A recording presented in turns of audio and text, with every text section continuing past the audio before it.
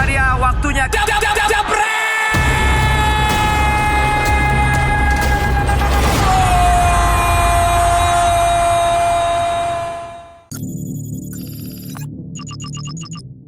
Halo Jebret Tim dimanapun Anda berada, senang sekali Jebret Talks kembali hadir di hari ini. Kalau kemarin juga kalian sudah menyaksikan ada Presiden Gen Z ya yang sudah berbagi cerita dengan kita. Hari ini kita sama Presiden juga ya, tapi kalau ini adalah Presidennya Komite Olimpiade Indonesia alias KOI. Bapak Ketua Umum KOI di sini sudah hadir. Ada Bang Raja Sapta Oktohari. Kalau nama lengkapnya baca juga dong, Iya, kan baca. takut salah ngomong. Bang Okto apa kabar? Alhamdulillah Om Valen, Om Jebret. Ya, Mantap. alhamdulillah. Ya. Sehat Bang ya? Ya, alhamdulillah. Pikirin olahraga Indonesia sehat Bang? Sehat, harus sehat. Harus sehat, Harus ya? sehat. Harus Kalau sehat. nggak bisa gila kita. Gila, ya. Hari ini senang banget karena Bang Okto bisa hadir di sini. Apalagi kalau kita ngomongin tentang olahraga Indonesia, Jebret Tim. Kalau Jebret Tim sudah tahu ya, Dewan Pundit Indonesia tentang sepak bola, PBINA, program kita tentang bulu tangkis. Kita juga punya beberapa program yang berhubungan olahraga di Indonesia. Ya, memang Jebret Media ini juga concern tentang olahraga. Apalagi kita akan segera menyambut Olimpiade, di mana Olimpiade nanti akan berlangsung di Paris, dan tentu saja kesiapan-kesiapan dari atlet-atlet kita ini juga tentu disupport dan juga dipantau oleh KOI di bawah kepemimpinannya Bang Okto ini. Bukan begitu Bang ya? Ya, kita selain jual ikan, kita juga punya beberapa restoran. Oh gitu. Iya, gitu. Restoran-restorannya di mana aja Bang? Ada di beberapa tempat. Koi kan restoran, orang tahu Iya, kalau koi. Jadi orang ikan ya. ditanya, ini kalau koi ini ikannya ada berapa gitu kan. Jadi kita jarang kita singkat. Jadi kalau kita sebutnya Komite Olimpiade Indonesia. Yes. Atau kalau presiden tadi, jadi tepatnya gini. Kalau ketua Komite Olimpiade Indonesia gitu. Tapi kalau presiden itu National Olympic Committee atau Jadi NOC Indonesia. NOC. NOC Indonesia. Jadi kalau secara internasional sebutannya presiden, Ya, kalau presiden. secara Kalau di Indonesia sebutannya dibilangnya Pak ketua. Ketum. Ya, ketum. Ketum, Ya. ya kan? Banyak ketum-ketum sekarang. Banyak ketum-ketum ya kan. Dan Iya. Bang Okto sampai 2027 ya. 2027 Kalau sementara ini ya. sampai 2027 ya. Insya Allah. Insya Allah. Ini kan kalau di Asal kuat tadi, asal sehat. Nah, katanya. Asal sehat, harus sehat kan, harus sehat. Makanya saya tuh suka salut sama kayak yang Bang Okto gini gitu, karena kan saya paling tidak dengar sering dari atlet, Ya. dengar dari para jurnalis-jurnalis olahraga gitu loh. Yang namanya ngurusin organisasi olahraga itu nggak gampang. Ya. Muter otak, muter otot, muter hati kadang-kadang Ya, Bang. perasaan, Karena perasaan. Ya, orang benar, benar, udah benar. kerja, orang Perasaan. udah bukan Iya. cuma kerja, kadang Marah-marahin juga lagi ya kan? udah ada yang minusnya lah gitu Iya, kan. betul. Masih aja ada kurangnya gitu. Pasti. Itu ngurusin yang organisasi mungkin satu olahraga doang gitu. Bang Okto ini kan ngurusin juga Semua. beberapa cabang. Ya. Belum lagi nanti masalah yang vertikal, masalah yang horizontal ya, pokoknya banyak dah gitu. Ya. Tapi kenapa Bang Okto semangat banget untuk berada di posisi terdepan dalam Komite Olimpiade Indonesia KOI ini? Kalau di NOC sendiri, kalau di Komite Olimpiade Indonesia, karena ini periode saya yang kedua, Iya. gitu. Dan waktu pertama itu saya menggantikan Pak Erick Thohir, Pak Erick, gitu. Alhamdulillah dipilih secara aklamasi. Betul. Dan kedua dipilih lagi secara aklamasi. Sebelumnya di sepeda Bang ya? Sebelumnya di sepeda di PBSI. Nah, dengan pemilihan yang dilakukan secara aklamasi itu, jadi saya merasa ini amanah yang diberikan. Kalau dikasih amanah kan harus tanggung jawab. Betul. Apalagi yang diberikan ini sesuatu yang kita suka. Suka olahraga. Suka olahraga. Kan gini, orang tuh modelnya banyak gitu. Iya. Ada yang hobi ngumpulin jam, Iya. ya kan. Ada tuh orang hobi ngumpulin sepatu, Iya. ya kan. Ngumpulin jaket. Jangan ngumpulin cewek, nggak boleh, ya kan. Pokoknya banyak lah ngumpulin. Ada Bang ya yang suka ngumpulin cewek? Mungkin jam ada, Oh, ya jam kan? ada. Sepatu ada, Sepatu ada. jaket ada, Justru yang tadi jangan. pin ya ada, Ada, gitu. ya. Nah kalau saya memang memang hobinya ini agak unik nih. Saya punya kebahagiaan. Jadi kenapa orang suka ngumpul-ngumpulin itu? Sebetulnya kan karena ada kepuasan, ya kan? Ada kepuasan gitu kan. Ya. Jadi katanya ada statement yang bilang if I have to explain you will never understand katanya. Jadi kalau gua harus jelasin ya lu nggak bakal ngerti juga gitu kan. Nah, kepuasan itu nggak bisa dijelaskan. Nah, kepuasan itu ternyata kalau untuk saya mendapat ketika melihat atlet kita menang. Melihat Indonesia menang. Dan ini bukan baru sekarang gitu. Memang dari awal itu mulai dari karir yang pertama di awal-awal ketika tinju, ketika berusaha walaupun itu sifatnya profesional gitu ya. Terus pindah ke amatir, ngelihat sepeda gitu. Terus setelah itu baru dikasih kepercayaan lagi ke Para Games 2018. Itu kepuasan itu nggak bisa dijelaskan sama kata-kata. Bahkan ini uniknya di posisi ini gitu ya. Saya kira satu-satunya momentum lagu Indonesia Raya itu dinyanyikan yang bisa bikin orang meneteskan air mata begitu banyak, saya rasa cuman melalui olahraga. 17 Agustus kapan terakhir nyanyi lagu Indonesia Raya nangis? Pernah nggak Om Jebret? 17 Agustus. Ini kan historical gitu kan. Itu sangat spesial momentumnya. Tapi nangis nggak? Jarang. Tapi setiap 2 tahun ada SEA Games. Iya. Setiap 4 tahun ada Asian Games dan juga ada Olimpiade. Nah, setiap momentum Indonesia dapat emas, itu bukan hanya orang yang ada di Indonesia, bukan hanya orang Indonesia yang ada di lokasi, tapi orang yang merasa dirinya Indonesia yang ada di seluruh penjuru dunia ini, begitu mendengarkan lagu Indonesia berkumandang, itu langsung susah untuk ditahan. Abang termasuk. Woi, kita harus ya gini, agak gengsi-gengsi juga kan. Iya. Kita kan di sana di lokasi kan. Yoi. Hormat kan? Iya. Gosok-gosok juga karena agak tensin juga kan. Iya. Tapi faktanya gitu. Tapi saya mau nanya Bang, pas lagi akhirnya keluar tuh air mata, Nggak bisa ditahan. nggak bisa ditahan. Nggak bisa. Itu yang kebayang tuh apa Bang? Segala apaan aja tuh yang kebayang pas lagi nangis tuh, kalau dari Bang Okto apa? Misalnya perjuangan bertahun-tahun ngurusin tuh olahraga, atau Enggak tahu juga. perjuangan atlet itu, atau Enggak memang juga. emosional aja? Itu kepuasan aja gitu. Jadi kan gini, kan kepuasan itu kan balik lagi saya bilang Nggak kan bisa nggak bisa dijelaskan gitu kan. Jadi memang aktualisasi itu, jadi proses tertinggi itu kan ketika kita mendapatkan kepuasan. Ternyata kepuasan itu begitu melihat Indonesia menang gitu. Dan ini bisa dibayangin proses perjalanan si atlet, katakan waktu Owi Butet umpamanya. Owi Butet atau Gracia Poli sama Apri Kalau gitu. Owi Butet Di Athena 2016. Enggak, Rio. Pas Saya lagi chef de mission waktu itu. ininya Bang ya. Saya chef de mission. CDM-nya ya. Saya CDM-nya. Atau kemarin waktu si Grace sama Apri gitu.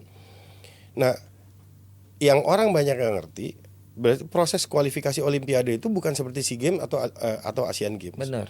Ini beda nih. Ya. Orang yang ikut Olimpiade itu, ini gue kayak ditahan-tahan nih. Nggak apa-apa Bang. Ini bisa.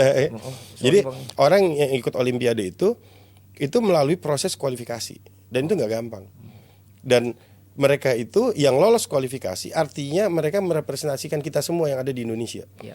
Jadi contoh kemarin di Tokyo ada 28 atlet. Ya. Berarti 28 atlet itu adalah potret dari 270 juta orang Indonesia yang ada sekarang, yang kita semua ini gitu. Karena kita menempatkan si multi event ini, apalagi Olimpiade, itu sebagai etalase tertinggi. Jadi etalase tertinggi dalam pembinaan atau pembangunan sumber daya manusia. Ini kan kalau presiden kita Pak Jokowi, Bapak olahraga gitu kan, dia mendorong di programnya bahwa sumber daya manusia. Nah, ukurannya kan nggak bisa, terlalu luas gitu. Tapi kalau dari olahraga kan parameternya jelas. Berapa medali yang lo dapat, berapa atlet yang qualified gitu kan. Nah sampai hari ini faktanya kita masih bertahan nih posisinya, masih bertahan, bahkan tantangannya jadi besar nih di Olimpiade Paris ini. Mungkin jumlah atlet yang qualified tidak sebesar sebelumnya, walaupun potensi medalinya ini yang paling tinggi sekarang, gitu. Karena kalau dulu potensi medali emas itu biasanya hanya ada di badminton. Betul. Sekarang ini momentum yang justru potensi emasnya itu ada dari 3 cabang olahraga yang dominan.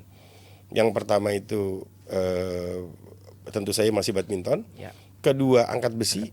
Ketiga speed climbing. Iya. Walaupun muncul nih belakangan nih atlet kebanggaan kita juga Rio Waida. Ya. Dari surfing.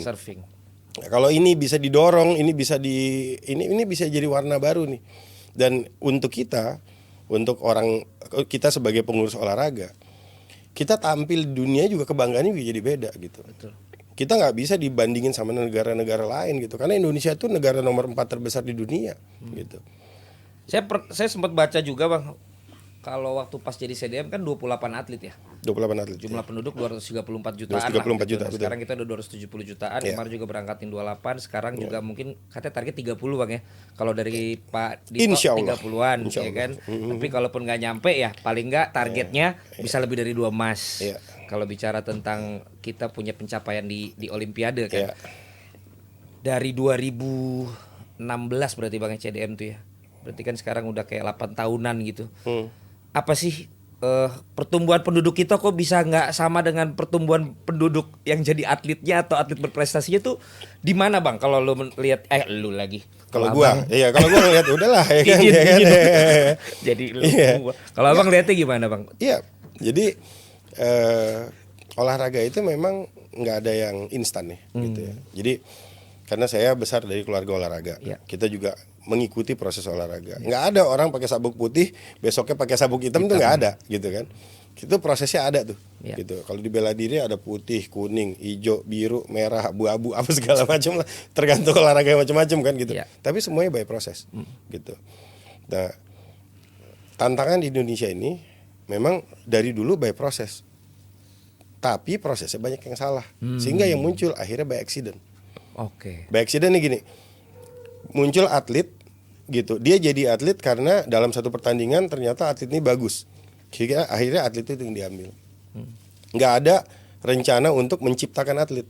Seperti yang terjadi di negara-negara lain sekarang. Atlet itu harus by design. Prestasi itu harus by design. Makanya waktu saya pegang balap sepeda, dibantu sama teman-teman yang sekarang ini balap sepeda ini, alhamdulillah waktu saya masuk pertama kali itu pecah 4 organisasinya.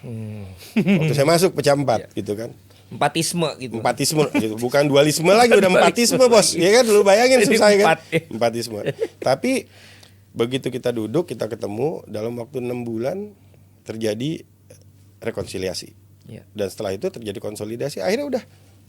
Nah, begitu jalan itu tahun 2014 kalau nggak salah. Iya. Nah, begitu jalan, nah dengan pengalaman organisasi saya dari HIPMI gitu ya, saya tahu pasti yang dibutuhin nih komunikasi duluan nih. Iya. Nah, begitu komunikasinya mateng, semuanya bisa nerima, baru kita dorong prestasi. Hampir 50 tahun balap sepeda itu tidak pernah dapat emas di Asian Games. Hampir 50 tahun sebelum kita pegang. Pas setelah kita pegang, semua teman-teman, saya bilang kita ya, bukan saya sendiri kan, ini kerja tim. Di Asian Games 2018 gitu. Ketika kita jadi tuan rumah. Kita balap sepeda dapat 2 emas. Iya. Biasa seperti yang lu bilang kan tadi kan. Lu bilang tadi kan, wah kita udah ngurus, bagus saya tetap ada jelek ya. Yoi. Itu fakta. Begitu Kejadian di sepeda nih. di balap sepeda. Dia bilang, iyalah lu dapat 2 emas. Orang tuan rumah Tuan katanya rumah. kan. Iya. Alhamdulillah kemarin di Hangzhou. Iya. Gitu. Salah satu emas dari beberapa emas yang kita dapat itu dari balap sepeda Balap juga. sepeda. Artinya apa? Konsisten kan. Dan bukan hanya itu. Setiap SEA Games balap sepeda ini nggak dapat emas. Iya. Bahkan SEA Games yang terakhir balap sepeda juara umum. Gitu. Sehingga bisa kelihatan tuh, oh ternyata proses pembinaan prestasi jalan. Ya. Bahwa ternyata proses regenerasi jalan. Nah, rumusnya apa? Kita duduk nih waktu itu sama-sama. Organisasi udahlah gitu. Organisasi itu dari zaman dulu orang selalu ribut-ributnya tentang organisasi. Ini kemarin baru rame-rame, nanti bisa jadi bahan buat jebret juga. Iya. Tentang tenis meja gitu. Iya, baru ada keputusan juga Bang ya. Iya.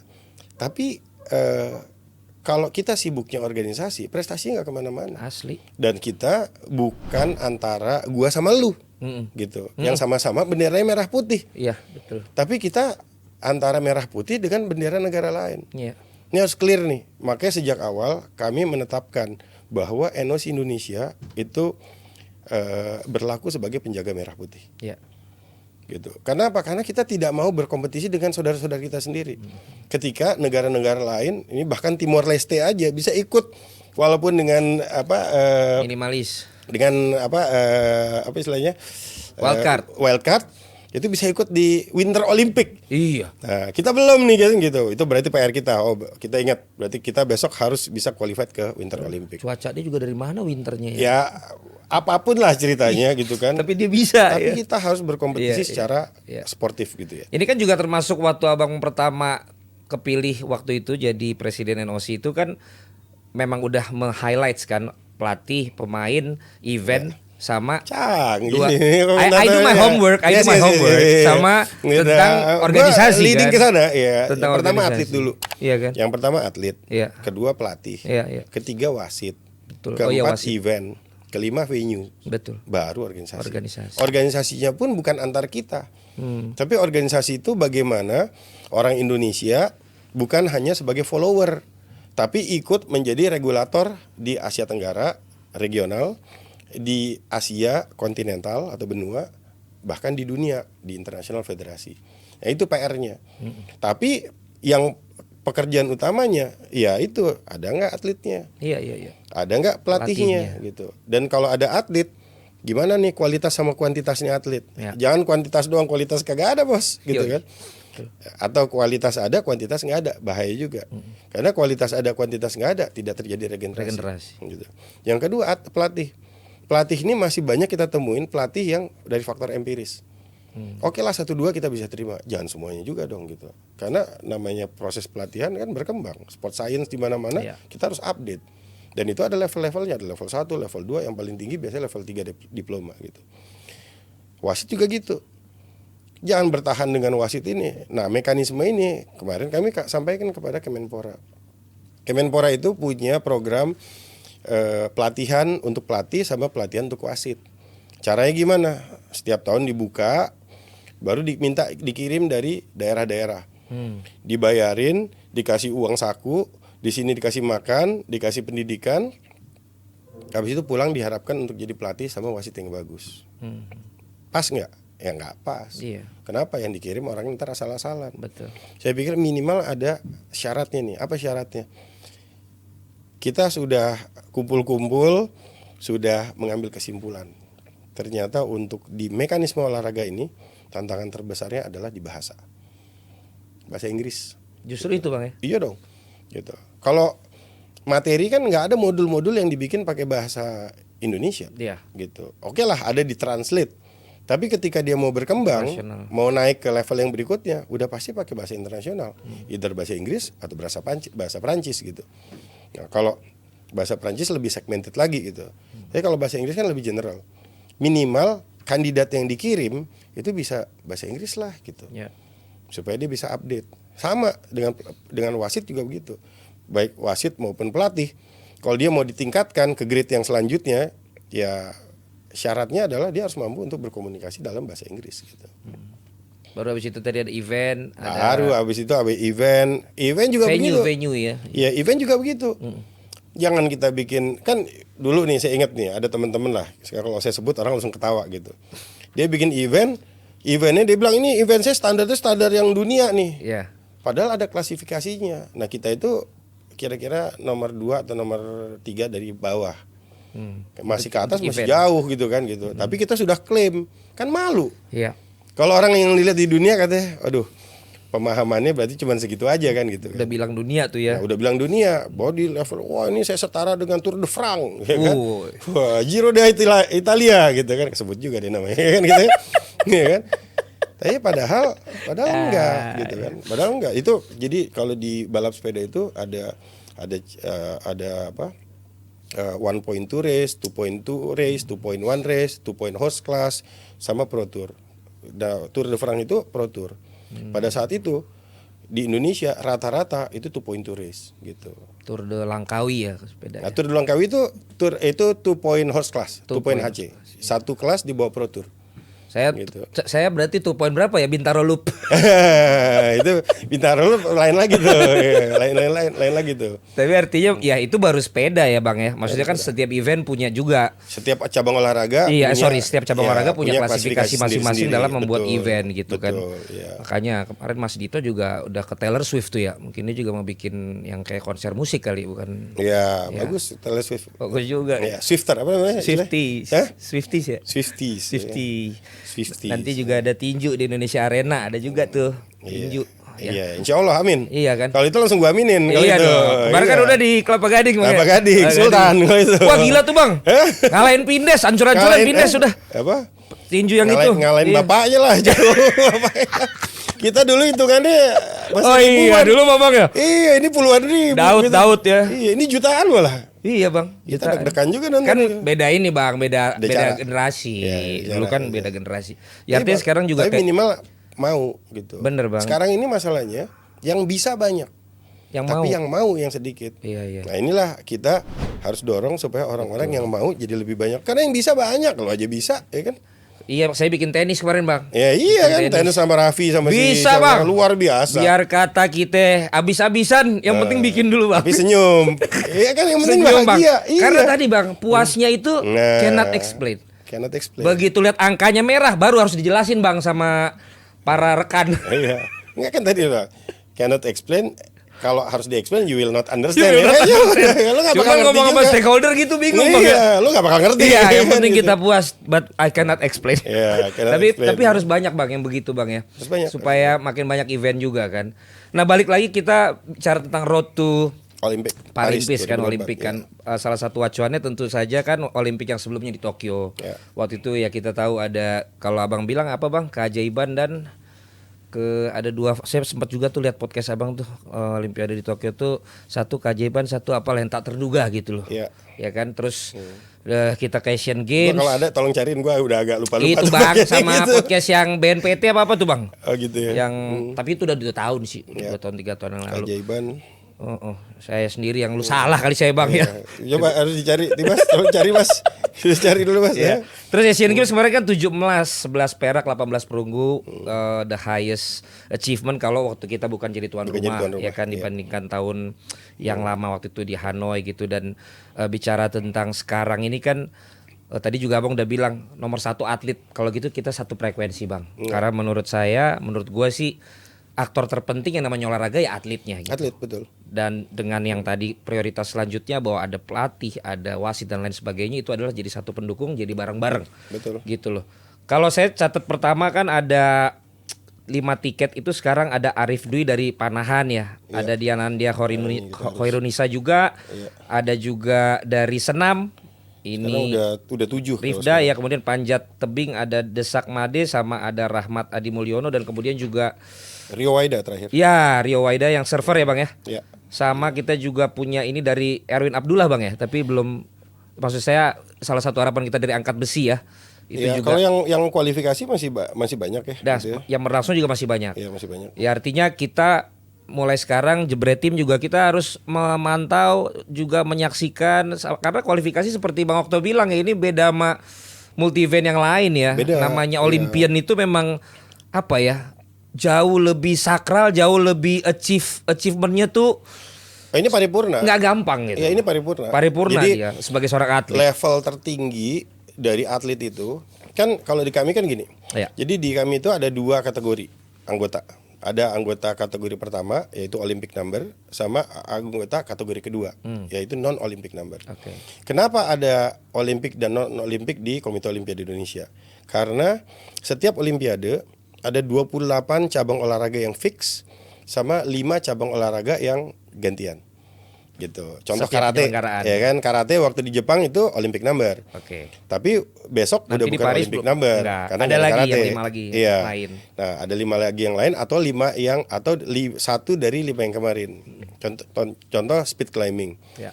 Speed climbing itu di Tokyo itu ada baru pertama kali, di Paris besok ada, nanti di LA juga ada. Oke. Jadi dengan sendirinya dia akan menjadi Olympic number di era yang ini sampai ke LA. LA nanti. Setelah itu kita nggak tahu. Oke. Gitu. Nanti di LA juga itu ada squash sama ada yang unik itu ada flag football. Oh gitu. Jadi ada flag football itu bagian dari 5 additional tadi. Di gitu. LA Di LA nanti. Habis Paris Bang ya? Habis Paris, ya habis Paris. Nah, ini yang membuat sehingga anggota Komite Olimpiade Indonesia itu ada 2 kategori. Ada yang Olimpik maupun yang non Olimpik. Karena kita diatur oleh Olympic Charter, sehingga Olympic Charter itu atau piagam Olimpiade itu mengatur bahwa yang dominan harus yang Olympic number. Oke. Gitu. Sehingga semua yang Olympic number itu memiliki 3 kekuatan suara dalam setiap voting. Ya. Jadi walaupun jumlahnya hari ini yang Olympic number itu ada 33, yang non Olympic ada 34, tapi sebetulnya yang Olympic number itu 33 dikali 3. Gitu. Gitu karena itu diatur oleh Olympic Charter gitu. Nah, selain itu juga kalau di non Olympic number itu karena mereka tidak di Olimpik, yang paling tinggi itu namanya World Championship. Yang non Olimpik. Yang non Olimpik. Oke. Kalau yang Olympic number setelah World Championship itu baru Olimpik. Olimpik. Nah, untuk proses kualifikasinya juga yang World Championship itu poin yang paling tinggi. Jadi dalam proses pengumpulan poin Sebelum ke Olimpiade. Nah, sebelum ke Olimpiade itu setiap tahun biasanya ada World Championship 1 kali. Ya. Gitu. Nah, World Championship itu poin tertinggi untuk masuk ke Olimpiade. Yang kedua apa?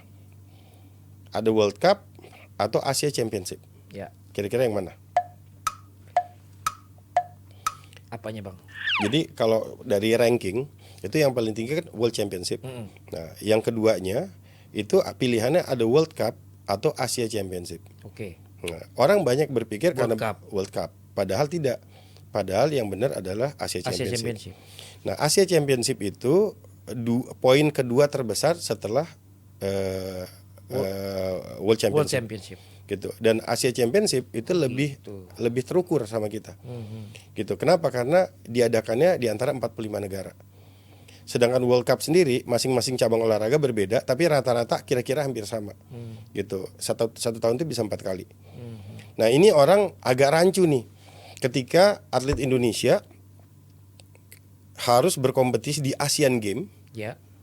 atau di Asia Championship.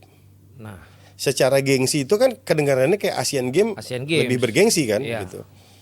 Padahal kalau ada Asia Championship gitu, itu si atletnya harus memprioritaskan Asia Championship. Championship. Ya. Karena itu poin kedua tertinggi setelah World Championship. Baru abis itu World Cup. Gitu. Ini supaya ada gambaran. Jangan ujuk-ujuk orang taunya dia Iya. lolos apa nggak lolos Olimpiade. Iya, ini dia lolos, ini nggak lolos. Enggak, itu lebih parah lagi. Orang-orang cuma taunya dia nggak dapat emas. Iya. Udah emasnya aja yang dipikirin. Emas aja nih pikir Buat dia nggak ikut tahu. Olimpiade Untuk itu qualified aja, untuk sulit. lolos kualifikasi aja itu luar biasa perjalanannya. Dan kami karena mengawal waktu itu proses balap sepeda ya. Untuk pertama kali BMX itu bisa lolos kualifikasi Olimpiade di 2016. Kita tahu persis tuh perasaannya bagaimana sampai si atlet itu bisa lolos. Dan itu pun belum tentu atlet yang kita dorong. Karena itu terjadi pada saat itu. Ketika kita mendorong Elga Karisma waktu itu yang perempuan, ternyata yang lolos yang laki-laki. yang laki. Tony waktu itu. Nah, ini bisa terjadi kenapa? Karena ada poin by country, by nation gitu kan. Ada by number baru by name.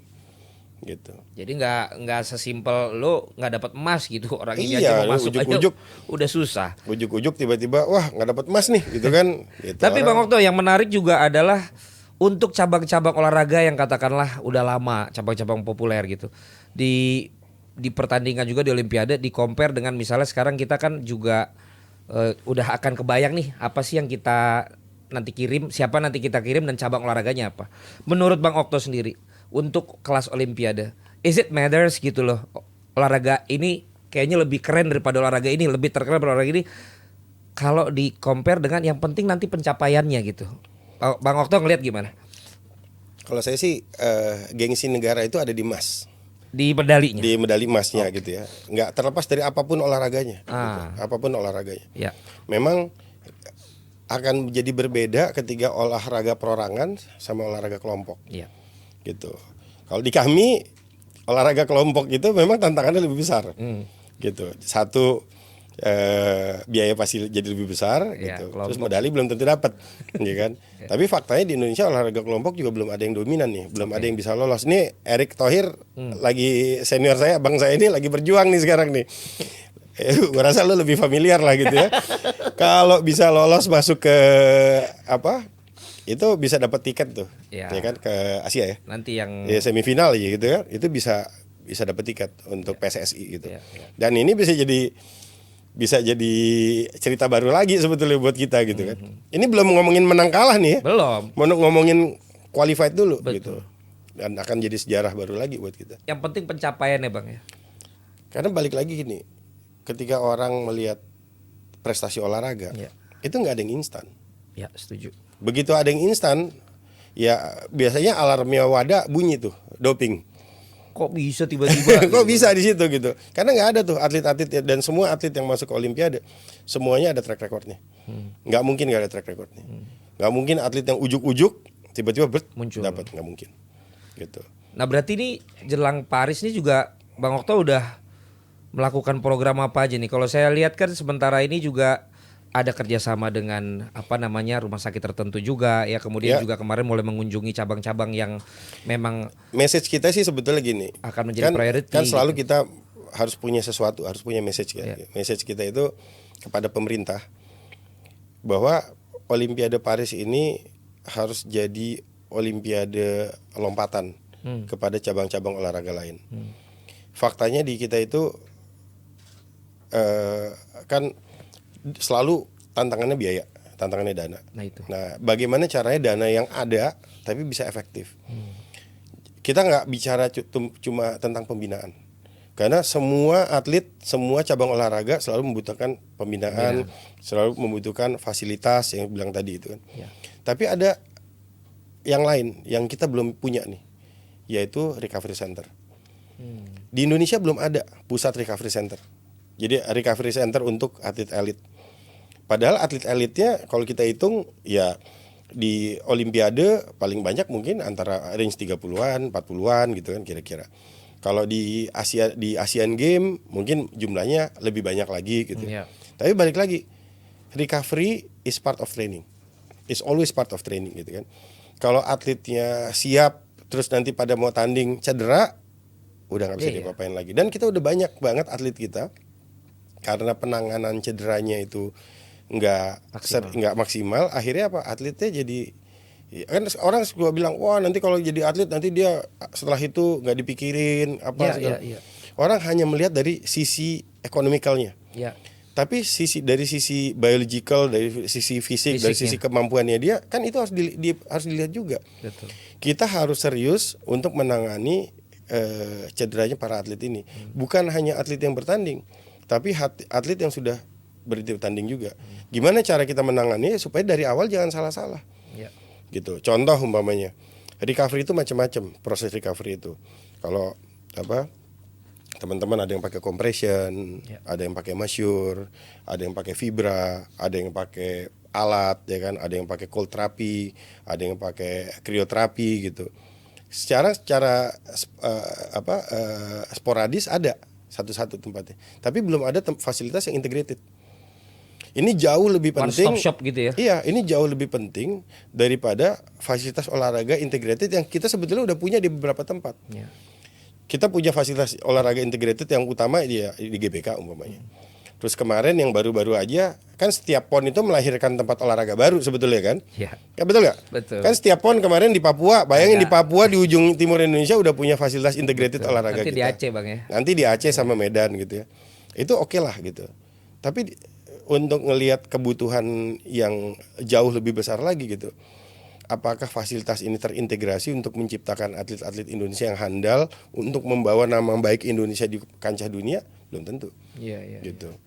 Nah, Kalau saya paling senang cold therapy itu Bang.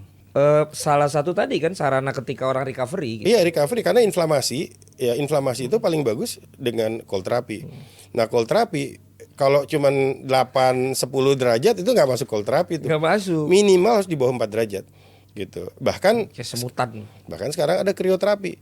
Krioterapi itu minus 110 derajat gitu. Masuk ke dalam chamber dan ini dipakai sama atlet Malaysia itu punya 3. Nah iya. Gitu untuk atlet andalan ya. Mereka programnya andalan, Malaysia andalan kan. Itu mereka punya satu fasilitas di satu gedung, isinya ada 3 begituan. Gitu. Untuk recovery. Berarti Abang udah mulai mikirin itu juga Bang ya buat kita ya. Kita harus mikir ke sana dan ini harus Artinya campur jangan tangan. tradisional banget juga, kita kan Harus banyak campur yang tangan masih pemerintah. tradisional Bang. Betul. Kita ngomongin sport science, Iya. Tapi kita nggak ngelihat sebetulnya di depan mata kita yang diperluin apa gitu. Betul. Gitu. Dan ini kan tinggal beli. Iya, Nggak harus kan. belajar, tinggal beli, pakai gitu bos. Gitu. Bener. Gitu. Ya makanya mudah-mudahan mulai, karena kadang atletnya juga bang, mindsetnya udah cuman bisa dipijat. Dia untuk kayak medis apa juga kadang tuh. Ya. Jadi emang Kalau atlet itu kan ujung tombaknya. Iya. Jadi kalau kita ngelihatnya gini, atlet itu kayak segitiga tuh, gitu kan. Kayak segitiga kemarin Pak Suharso Monoarfa tuh, Menteri Bappenas juga ngomongin segitiga ini kan. Atlet itu ujungnya tuh katanya. Tapi supporting sistemnya kan harus dari macam-macam tuh ya kan. Mau masyur lah, mau pelatih, mau timnya, mau official apa segala. si ujung Itu ini. untuk dia ada nutrition ya kan, ada apa segala macam. Itu ujungnya gitu. Nah, supporting sistemnya ini harusnya bisa menjadikan atlet itu. Jadi atlet itu tahu udah tandingnya. Waktu tanding pun nggak bisa dilepas gitu aja. Betul. Saya waktu pegang Daud atau Chris John umpamanya. Chris John walaupun dia petinjunya, sebetulnya supporting sistemnya itu jalan semua. Gitu. Ya, Dia ya. cuma tahu kapan dia harus jab, kapan dia harus hook, kapan itu harus ada yang teriakin, nggak bisa dilepas begitu aja. Gitu. Nah, di kita mungkin masih belum terbiasa. Ini yang pelan-pelan kita ajak semuanya. Saya nggak berbicara sebagai ahli, karena yang ahli banyak gitu. Justru saya minta kepada yang ahli-ahli itu untuk belajar lebih gede lagi gitu. Belajar dari belajar dari yang paling jago lah gitu. Kan yang paling jago di dunia juga terbatas. Ya. Kita tinggal ngelihat dari game ini siapa sih gold medalnya gitu. Nah, gold medalnya dia ngapain aja. Jadi tarik mundur aja udah. Kalau ujung-ujungnya tinggal bayar ya baru kita ngomong lagi sama pemerintah gitu. Ini bagian ini lo harus beli nih. Iya, gitu. iya. Kalau nggak masa orang lain pakai kita enggak gitu. Cuman pemerintah juga kan katanya anggaran olahraga paling dikit bang. Ya, anggaran Teman-temannya menteri kali ya. Eng, Kan dia banyak temennya juga ya pengusaha. Dito banyak lah dia. Pinter cari duit gitu itu. Ya kan junior abang. Ya, alhamdulillah jago. Kita bangga ngeliatnya. Ini hebat loh. Dia anak muda ya kan. Iya. Terus udah gitu orangnya juga inovatif gitu kan. Iya. Nah, yang kita lihat ini sekarang kita harus membuka mata, membuka telinga karena sport intelligence harus jalan. Harus jalan tuh. Walaupun anggaran tadi bilang tadi 0,08 untuk Olahraga. pora gitu ya. Iya. Tapi itu pun dibagi dua. Tapi saya tertarik sama pembicaraan Menteri Bappenas kemarin. Dia bilang sebetulnya bukan tentang nominalnya, tapi tentang keperluan yang paling esensial itu apa? Gitu. Baru kita bicara lagi nominal. Kalau yang sekarang itu terjadi ya sporadis saja. Ntar ujuk-ujuk, oh Indonesia mau jadi tuan rumah Asian Games, Asian Para Games, nanti SEA Games gitu, nanti Olimpiade. Nggak ada roadmapnya untuk ke ujung ini dari pertama ke ini itu apa juga nanti buat apa gitu. Sama seperti tempat yang lain kan di pendidikan ada roadmapnya, di pembangunan ada roadmapnya, di olahraga juga harus ada roadmapnya gitu. Makanya lahirlah si DBWN gitu, desain besar olahraga nasional. Tapi DBWN juga bisa salah kaprah. Karena gitu, ya nggak boleh dong. Oh, iya dong. DBWN harus betul-betul berlaku sebagai olahraga. Harus ada proses promosi sama degradasi. Siapapun yang tidak tidak adil bang ya. Iya dong, harus gitu dong. Di olahraga itu harus ada gitu-gituan. Iya. Harus ada atlet elit, di bawahnya harus ada atlet madya. Nih kalau elitnya nggak perform, madyanya gantiin. Gitu. Benar. Harus ada yang begitu-gitu. Sebenarnya kalau dipikir-pikir juga walaupun paling populer tuh sebenarnya yang prestasinya kurang tuh bola sebenarnya kita tuh. Ya. Cuman ya bagaimana itu olahraga paling diminati masyarakat Indonesia kan, termasuk dulu hidup saya juga dari situ bang. Ngelatih 4 orang aja untuk olahraga kelompoknya susah bos. Iya. Apalagi ngelatih 11 orang, ya kan? Ini 4 orang aja. Ya tapi bang itu kan kita nggak ngomongin bola lah di Olimpiade bang ya. Kita ngomong olahraga lain. Siapa tahu bola masuk, belum tentu juga. Kalau tiba-tiba lolos kualifikasi kan jadi kita omongin juga ya kan. Maaf Pak Erik, maaf bukannya apa-apa. Maksudnya tadi saya fokus nyiapinnya tuh tadi kan Bang Okto udah ke badminton. Gue juga terus terang kemarin agak kelewat juga kalau nggak ketemu Erik ingetin, gue juga ada kesempatan nih. Oh iya gue bilang gitu. Makanya kita doain lagi ya, kita doain lah kalau gitu dah. Kita doain PSSI ya kan. Iya. Mudah-mudahan PSSI bisa lolos kualifikasi Asia ya. Amin. Asia, U23 lolos. U23 kan? Iya, lolos. Ya. Karena kan Olimpiade bola U23. Waduh, mantep tuh. Mantap dah. Udah kita doain dah apapun caranya Pak Erik, mudah-mudahan bisa terwujud Pak Erik. Iya. Maksudnya gimana pun caranya kan tadi lagi netizen kan kadang lebih tahu gitu loh. Yang namanya kebutuhan itu kan juga kita netizen ini kan komentator profesional di dunia online. Oh iya, kalau netizen kita biar gimana, netizen kita itu punya kekuatan tersendiri. Betul, Bang. Punya punya wibawa tersendiri netizen kita itu.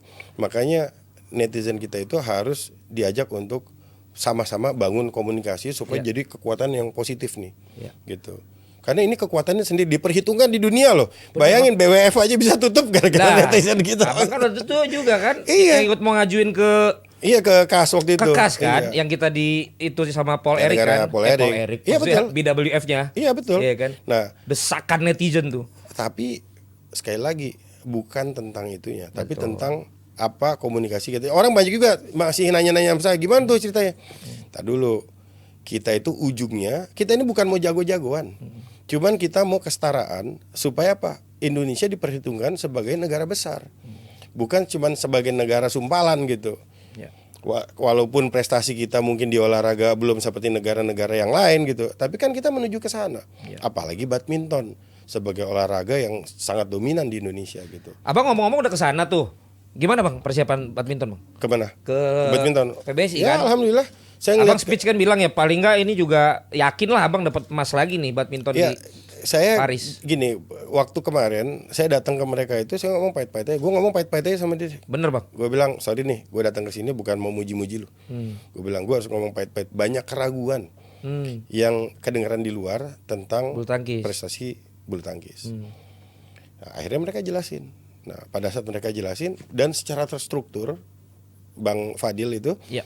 itu menjelaskan bahwa kita dikumpulin satu ruangan dia presentasi, gitu. Secara terstruktur loh, menjelaskan satu poin ini, poin dua, terus bagaimana dia membalance kekuatan-kekuatan, kepentingan-kepentingan. Terus ujungnya itu proses sport science. Ya. Ini yang saya tertarik di sini kan. Mas sedang Jadi tentang sport ya, science. begitu masuk ke sport science, nah penjelasannya itu menurut saya cukup ilmiah. Oke. Sehingga hasil kan mengikuti usaha kan gitu. Upaya sudah dilakukan, nanti hasil kita lihat. Tapi paling enggak waktu saya mendengarkan langsung, melihat langsung dan bagaimana keseriusan mereka mendapatkan tekanan juga yang enggak mudah gitu. Ini akan jadi kekuatan tambahan ketika nanti kita di Paris. Bahkan badminton itu selalu menjadi troops yang jumlah atletnya Paling banyak. gitu. Nah, kemarin pun hitungan kita cuma 9, mereka masih optimis di atas 11 gitu. Nah, mudah-mudahan ini bisa terrealisasi karena hitungan-hitungan ini juga sangat berdampak terhadap jumlah ofisial. Karena ofisial itu selalu 50% dari jumlah atlet. Iya. Kalau atlet kita nanti 30, berarti 15 ofisial yang bisa mendampingi. Sedangkan kita punya nomor-nomor tertentu yang harus didampingi sama pelatihnya sendiri. Jadi untuk bagi-bagi itu akan jadi tantangan tersendiri. Tricky juga bang ya. Nah, kalau ada badminton trupsnya besar dan kami juga sama badminton sudah cukup biasa gitu berkomunikasi. Ya insya Allah ini bisa menjadi kekuatan tambahan bukan kekuatan tambahan, kekuatan utama yang mendorong kekuatan-kekuatan lain supaya kita bisa maksimal mendapat pencapaian kita. Karena ini juga menjadi salah satu pembuktian PBSI juga nih bang untuk Paris ini karena lagi rame juga dan akhirnya kan mereka juga membentuk yang namanya tim mentor, kemudian Iya. juga Saya sih ngeliatnya gini ya. gimana bang? Saya ngeliatnya kalau bicara PBSI kan tadi kan Bro Valen kan tiba-tiba nyebutnya PBSI. Itu akhirnya bicara organisasi, bicara kelompok gitu. Kita abaikan dulu itu. Kita lepaskan dulu semuanya, Ya. atribut segala macam yang kita omongin sekarang merah putih. Olahraganya. Merah putihnya dulu Ya. gitu. Oh merah putihnya. Makanya muncullah mentor-mentor ini Ya. gitu. Saya terus terang menurut saya jurusnya Bang Fadil cukup jitu. Gitu dengan menghilangkan semua ornamen-ornamen dan mendorong semua mentor-mentor ke depan. Karena mentor-mentor ini kan orang-orang yang sudah familiar. Dan udah pernah Iya, udah pernah dapat emas. dapat emas. Bukan cuman ini, udah pernah dapat emas. Bukan motivator yang Iya, nggak ada bukan ininya. bukan kosong bolong gitu kan. Jadi kayak umpama si Grace. Iya. Grace megang Ganda putri, Apri ya kan, ya. ganda putri. Apri sama siapa? Fadia. Fadia gitu. Ya artinya secara emosional dia sama si Apri juga pasti bisa paham Komunikasi. permasalahan yang paling esensial apa Iya. gitu kan. Atau Taufik dengan single putranya dia gitu. Nah, ini si mentor-mentor ini ketika mereka terjun langsung itu akan menjadi kekuatan baru yang bukan cuma diperhitungkan sama kita, tapi diperhitungkan sama lawan-lawan kita juga. Dia bilang, ada Taufik Hidayat di belakangnya bos gitu kan. Wah ada Grecia Poli yang kemarin dapat emas di Olimpiade. Nah, atau ada Susi Susanti nih di belakangnya gitu kan. Bayangin si senior-seniornya pada turun ngurusin adik-adiknya untuk menjaga tradisi emasnya. Bukan lagi untuk bicara perorangan atau kelompok, tapi bicara merah putih.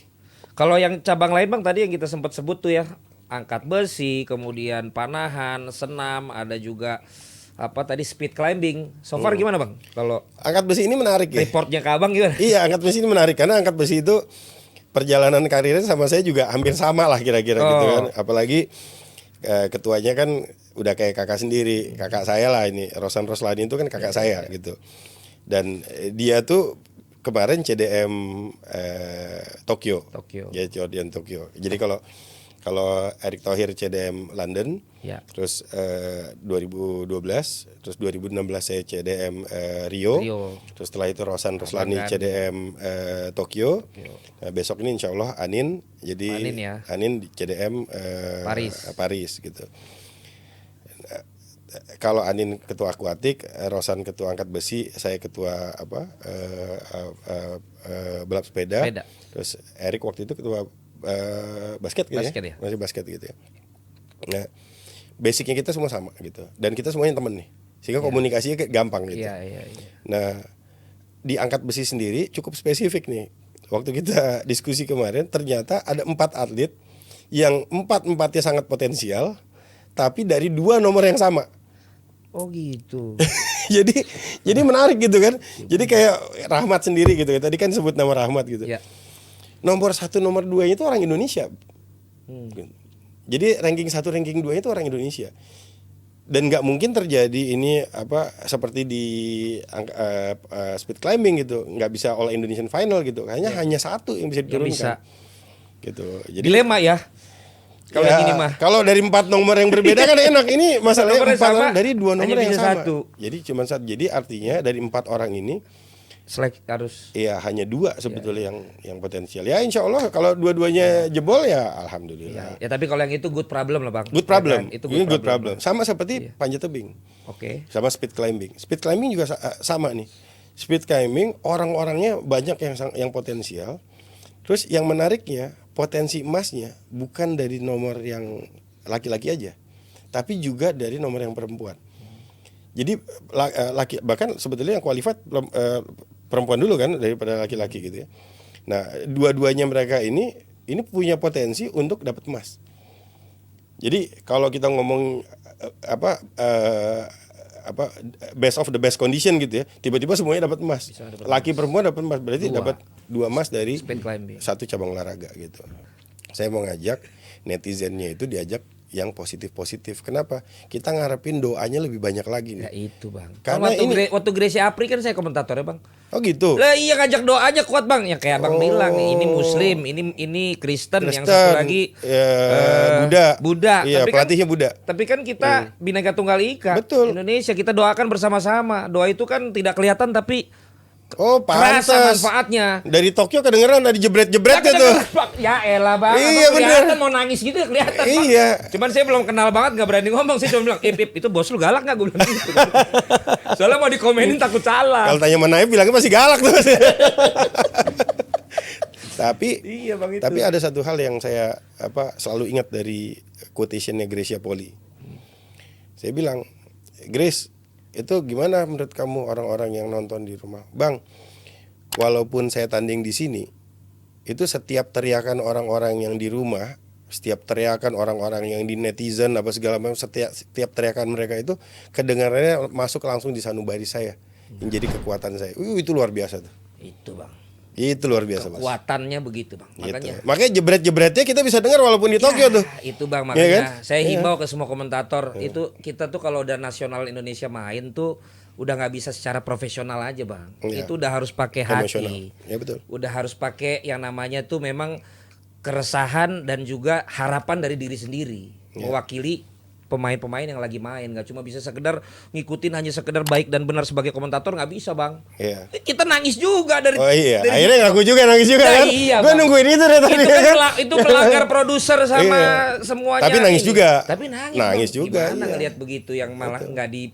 Kan ganda putri waktu itu belum pernah menang Olimpiade Bang. Ya betul. Dan nggak diharapkan lah Gracia udah 30 something. Ternyata malah dapat. Makanya Bang mudah-mudahan. Tapi kalau kita lihat perjalanannya Gracia juga cukup dinamis gitu kan. Artinya pernah ikut, pernah nggak ikut, pernah kartu hitam, pernah rame. Soalnya Chris John, Gracia kan kita juga punya ini bang. Nanti abang kita undang juga bang ya. Kita punya namanya juara bicara. Jadi kalau di luar negeri kan mantan atlet, pelatih itu udah jadi seorang motivator, public speaker. Oke. Jadi mereka nggak lagi talk show tapi langsung ngomong gitu. Jadi Nah waktu itu motivator. kita juga bikin sama Gracia, sama Coach Indra Safri, Chris John, Ade Rai, sama Taufik Hidayat. Tahun ini pasti kita bikin lagi bang. Abang ya. Waduh, Salah satu jangan, masih banyak yang lebih bagus bos. PR Bang, kita masih banyak soalnya. yang lebih bagus banyak, tapi yang pakai hati merah putih cuma dikit. Amin. Bisa aja. Ya, bang. Tapi nangis juga waktu itu kan? Nangis bang. Nangis juga. Abang mau bicara gitu doang ya. Saya sering bilang gini bang. Kalau abang kan tadi bilang bukan masalah mampu nggak mampu, tapi mau nggak mau. Nggak mau, Saya betul. juga melihat gini, untuk olahraga Indonesia banyak orang yang pinter tapi dikit orang yang bener bang. Yang mau memang akhirnya melakukan yang paling benar. Contohnya kayak Bang bilang tadi, organisasi nanti dulu lah. Ya. Kita ini melakukan untuk apa sih? Ya, Untuk betul. merah putih, untuk atletnya, untuk nanti semua turunannya yang terjadi. Kalau itu semua bisa sama gitu Bang, mindsetnya saya pikir olahraga Indonesia akan jauh lebih. Oh jauh iya, lebih maju. insya Allah. Gitu. Kalau orang-orangnya, karena kalau dibilang kemampuan kita jauh lebih besar dari itu. Nah, iya. Bayangin lihat perusahaan-perusahaan multinasional banyak, orang-orang hebat banyak, pengusaha punya Dari sukses kita. banyak, ya kan. Terus orang-orang jago banyak gitu. Sekarang cuma masalahnya bukan bisa nggak bisa, mau atau nggak mau, gitu. Makanya kayak Makin Abang banyak orang nih kayak Om Valen Jebret gitu kan, Bang, gitu. saya orang lapangannya aja Bang. Iya, makin banyak orang yang menyuarakan, makin banyak juga orang termotivasi akhirnya mau ikutan. Gitu. Ya maksudnya yang ngebensin ini nih Bang, kayak Abang, Bang Erik, Mas Dito, yang kayak gitu harus lebih banyak lagi Bang. Yang memang tadi satu network. Bensin itu maksudnya ada korek dibakar gitu. Iya, maksudnya Bang, bukan cuman ini organisasi itu malah jadi vehicle apa, padahal bukan sesuatu yang malah tempat dimana kayak Abang dan teman-teman ini memang akhirnya berkorban juga, tapi ada hasilnya Bang. Iya, benar. Iya kan? Bener nggak Iya. Bang? Kalau satu Banyak. circle lebih gampang kan untuk lu bantu dong. Gampang komunikasinya. Tapi kalau itu ternyata nggak kenal nggak apa kan ribet lagi Bang. Iya, betul. Apa yang udah dibangun diulang lagi. Istilahnya kalau orang olahraga lu bilang, gerbongnya beda. Nah udah gitu kan Iya, kalau di olahraga nggak bisa. Ribet, Bang. Nggak bisa. Kalau setback itu ruginya kebanyakan. ya kan Bang. Gitu. Nah kita mah ini pada siap nih Bang kalau emang juga ikut ke Paris gitu. Oh iya luar biasa iya kan. Orang Tapi- lapangan Bang. Benar. Dijamin nangis lagi ya. Yang penting itu tuh. Ya tapi ya Bang ini masih ada waktu nggak Bang? Masih. Masih ada Bang ya? Pokoknya buat lo pakai sebanyak-banyaknya ya kan. Wah, Karena gile. bagian nangis tadi pakai hati kan. Ini gitu. saya sambil lihat-lihat dari tadi, kalau ada yang lihat jam saya langsung ini Bang. Makanya saya sambil lihat nih. Aman. Terutama Naib Bang. Naib emang kadang-kadang. Enggak, masalahnya gini, ngundangnya pas. Ya kan? Kalau kita balik kita masih mikirin buat apa nih sampai buka nih kan. Oh ini kan ngabuburit sekarang ya. Tapi kaburin. Iya Bang, tadi ngomong-ngomong kan baru KLB juga Bang, ya kan? Belok KLB. dikit. KLB, belok ya. dikit. Karena ini ada hubungannya juga dengan generasi yang hilang dari olahraga kan gitu kan. Dan ada salah satu keputusan yang dibuat adalah di mana tenis meja dengan sangat terpaksa kan di istilahnya Bang, takut saya salah. Dipecat. Oh emang langsung dipecat. Iya, emang dipecat. Oh emang bahasa Iya, gitu. dipecat, Saya iya. cari bahasa yang halus. Enggak, emang keputusannya kemarin saya juga kaget bahasa itu. Iya, Saya makanya. bilang kok pakai bahasa itu. Saya sampai nengok gitu. Dia bilang, Iya. Iya, emang keputusannya dipecat. Oh, gitu. Nah. Nah, ya karena itu bukan Iya. NOC yang mecat, Oke. tapi keputusan dari amanah dari rapat anggota diteruskan dengan Kongres. Kongres luar biasa yang memutuskan akhirnya amanahnya adalah mengeluarkan PP PTMS. PTMSI. Iya. Nah, langkah ini Bang sebenarnya apa nih Bang? Langkah apa ini? Tiba-tiba tegas dan ini saya kemudian- baru cerita di sini. Iya. Ini saya baru cerita di sini. Dan ini bisa diklarifikasi. Waktu saya datang ketemu ITTF, ketemunya juga nggak sengaja sebetulnya, ketemu di Singapura. Gitu, diatur sama Sekjen sama KE gitu.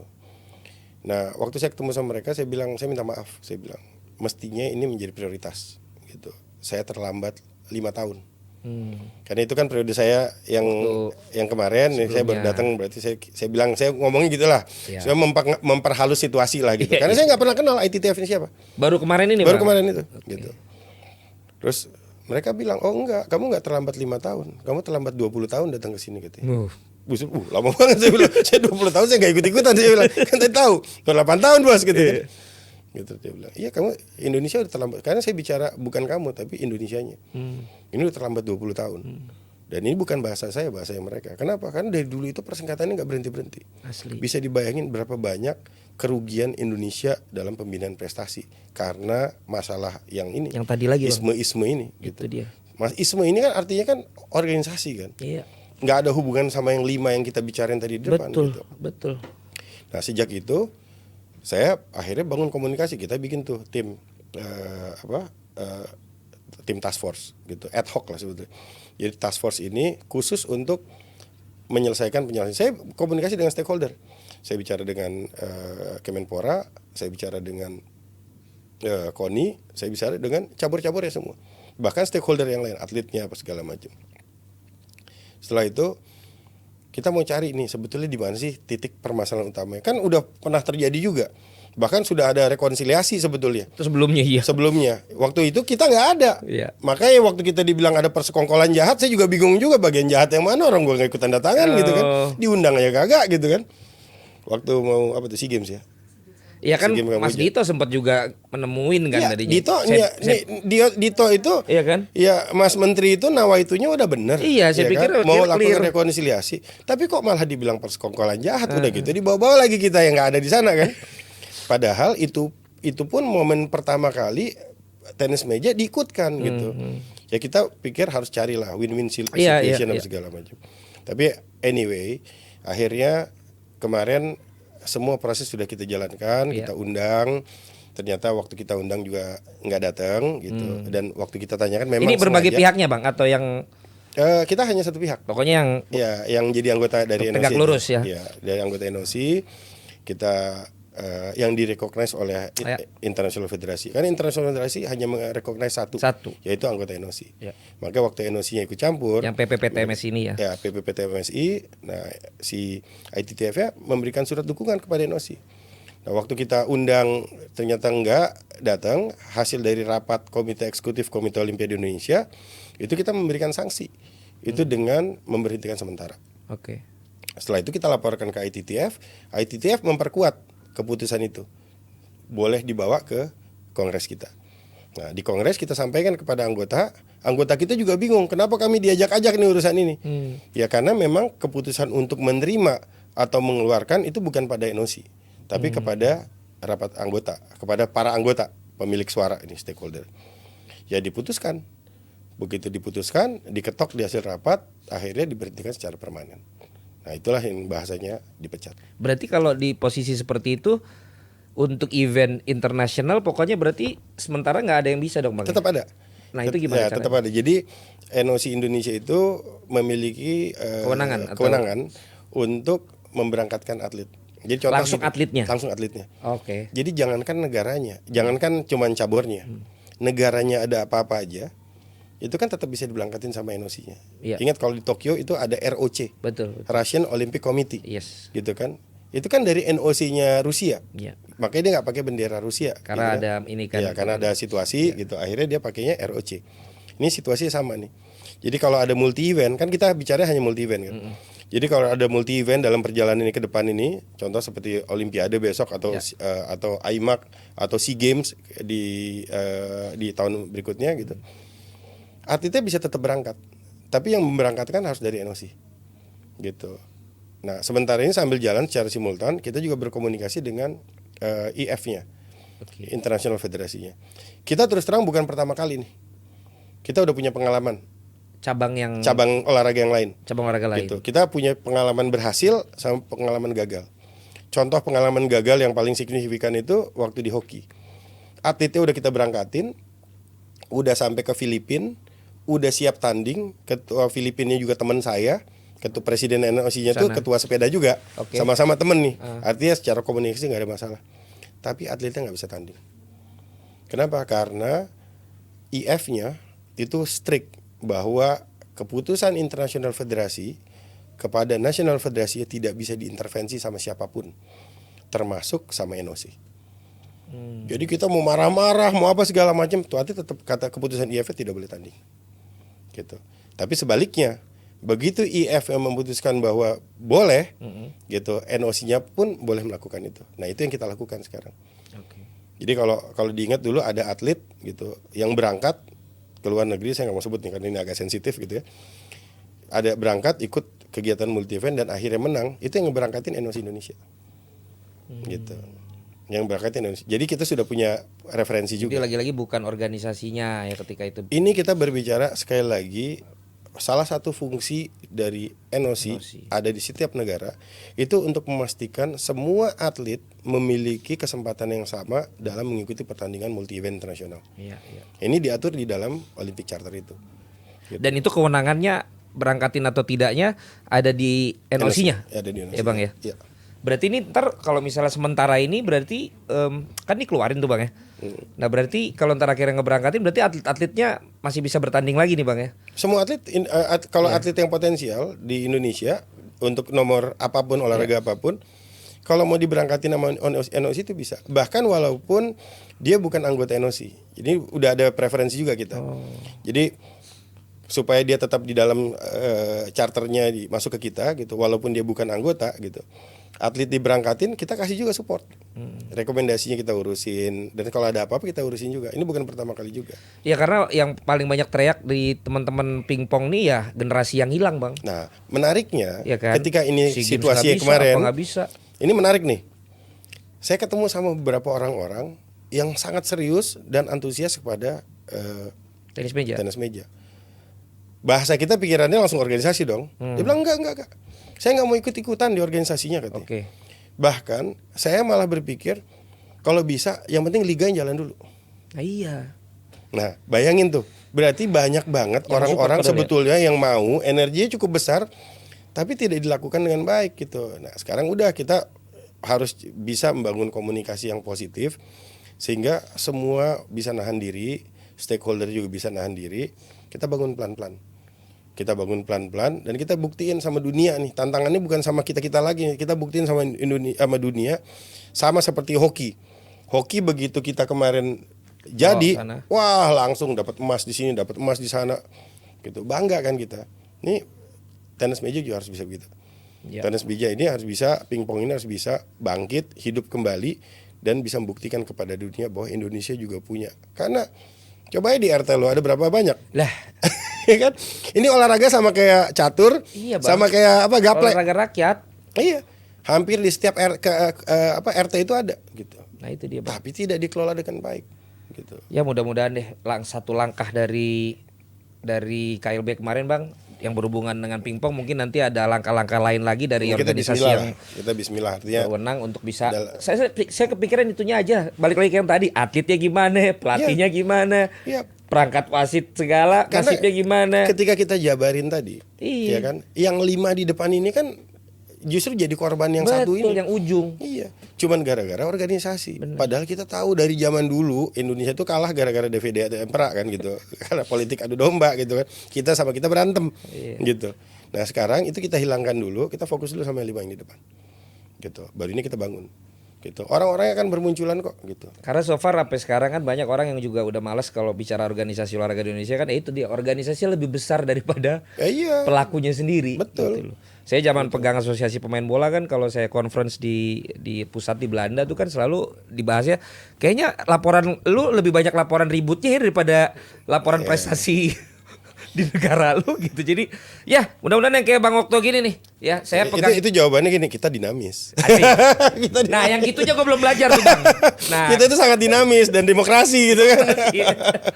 Sama ini Bang, kemarin kita bikin The Juara kan juga kita ada ini kerjasama, bukan kerjasama lah, kita mensupport yang namanya Indonesia Olympian Associations. Jadi yang memang iya, alumni-alumninya para Olimpian yang tadi kita udah sepakati bahwa jadi Olimpian tuh sesuatu yang paripurna gitu Bang. Mereka juga ada bisa membantu dalam persiapan seperti ini nggak Bang untuk atlet-atlet kita? Oh banyak. Saya sangat terbantu sama para Olimpian dan saya selalu dikelilingi sama Olimpian karena teman-teman saya semua itu yang Olimpian ada Krishna Bayu, ada Richard Sambera, ada Mbak Yayu Basuki, terus ada Taufik Hidayat, ya kan semua Olimpian dan kita kan setiap 4 tahun ketemu Olimpian baru. Betul. Gitu. Dan kita berinteraksi langsung sama mereka, kita butuh gitu. Anton Suseno ini yang badminton tuh ada Ling ya kan. Pingpong itu ada hampir semua cabang olahraga itu mereka cukup aktif gitu. Dan kami dari awal NOC Indonesia itu menempatkan diri sebagai pelayan. Apalagi kan kita kan ini kan anak muda semua bos ya kan. kita tampilannya kan kita bikin sedinamis mungkin, jadi orang itu nggak takut datang ke tempat kita. Jadi mereka datang ke tempat kita makan siang, cerita-cerita, ngobrol apa segala, ngasih masukan-masukan tuh. Yang positif-positif kita terima, yang negatif-negatif kita kumpulin, kita jadi bahan evaluasi gitu. Nah kira-kira Bang kalau lihat dari service atau treatment dari saya nggak ngerti ya ini apakah negaranya ataukah apanya gitu. Kalau di luar negeri katanya kan memang mereka punya satu SOP tersendiri, kalau lo udah jadi Olimpian lo akan ditanggung ina itu gitu loh. Nah ini akan ada gebrakan gak kira-kira Enosi misalnya memberikan rekomendasi atau memberikan ide Udah, atau apa? kalau itu udah kejadian. Kayak gitu Mas. Kalau itu udah kejadian. Mas lagi jadi sekarang gua. Bang. Maaf Bang. Tadi gua ini aplikasi gua bunyi tadi, maaf. Bikin gua terganggu fokus. Ya, Gimana, pokoknya Bang? kalau dari itu kita apresiasi pemerintah lah. Pemerintah. Jadi pemerintah itu udah, pemerintah sama swasta apresiasi udah luar biasa. Oke. Saya nggak usah terlalu jauh gitu referensi dari atlet-atlet yang kemarin aja deh yang dapat medali-medali di Olimpiade gitu. Ya. Kalau dihitung-hitung take home-nya lumayan Edan ya. menarik juga kan gitu. Tuh, Tapi Grace dapat banyak tuh Bang. ya, Grace dapat banyak kemarin. ya yang menarik gini, yang menarik, ya itu bukan candaan, itu harus jadi motivasi. Iya betul Bang. Supaya orang Dan- tahu, orang tua Iya. itu harus bisa ngelihat bahwa jadi atlet. atlet itu sudah bisa jadi karir hidup gitu. Ada jaminan profesi loh. Iya. Minimal kalau dapat emas Ini pegawai negeri gitu ya kan gitu kan. Walaupun itu bukan ini saya ya, kayak mantan ketua HIPMI nih masalah ini kan. Pegawai negeri bukan jadi opsi pertama gitu kan gitu. Pengusaha. Iya harus jadi pengusaha. Nah, Gracia Poli ngebuktiin itu. Gracia Poli kemarin datang sama saya, "Bang," katanya. dan diangkat juga Bang ya jadi sama Akbar Nasution. Iya, jadi komite eksekutif. Jadi komite Saya eksekutif. kemarin bangga banget sama dia. Karena dia datang sama saya bilang, dia datang sama saya loh. Iya. "Bang, maaf nih Bang ya," katanya. Kan dia manggil saya tadi ya Pak, saya bilang enak aja loh. Lu panggil gue Bang. Iya, dia panggil Bang. Gue boleh nggak support NOC? Wah, kaget gue kan. Gila nih Gracia Poli nih yang ngomong nih. Gokil. Oh iya gitu. Iya. Gimana maksud lu gimana, Grace? Ya gue ada produk nih gitu. Dan kalau dulu kan, ya dulu ini gue ada cerita sama dia. Dia bilang, "Bang, gue boleh nggak ya ngasih sepatu waktu gue diterima sama presiden?" Gue bilang, "Lu jangan ngasih. Itu gratifikasi. Lu harus jual sama presiden." Justru lu jual, nilainya malah tinggi. Kalau presiden beli, ya kan? Lo bayangin orang-orang kan pasti viral tuh. Dilakuin. Oh itu idenya lu Bang? Enggak, idenya dia. Oh. Ide dia. Kita motivator aja. Iya, Bang. Kan promotor nih, Bro. Iya, Promotor, bener. ya kan? Hebat juga Jadi gue dorong lagi, gue bilang akhirnya kejadian. Iya, saya ingat tuh. Yang cerita sepatu itu kan. Nah, kemarin datang lagi. "Bang," kata gue, "boleh nggak nih support NOC? Gue ada alat pijit nih." Gue bilang, "Nggak ada tukang pijit ya, Chris?" Gue bilang gitu kan. "Nggak ada alat pijit," katanya. Alatnya doang. Alatnya doang, oh iya gitu. Ternyata dia datang, dia bawa teknologi lah ya, alat pijit gitu ya, alat apa namanya, gun itu tuh, massage gun, Termogan. iya, sama alat ini, sama apa headset. Wireless headset. Wireless. Udah wireless bukan Ya, pakai jangan kabel. yang kayak gini Jangan nih. pakai kabel kayak gitu ya kan itu. Kacau dari Pertama gue duduk langsung gue komplain kan. Iya makanya Bang, makasih Bang. Nanti boleh kita dikasih. Ganti yang wireless. Iya, nanti gue bilang sama Grace ya kan. Jadi bayangin dia bisa ini. iya, dia pertama dia datang juga dengan pride kan gitu kan. Ini gold medalis, Bos, ya kan? Gold medalis, dan kita perlu orang-orang kayak gini. Saya punya satu teman.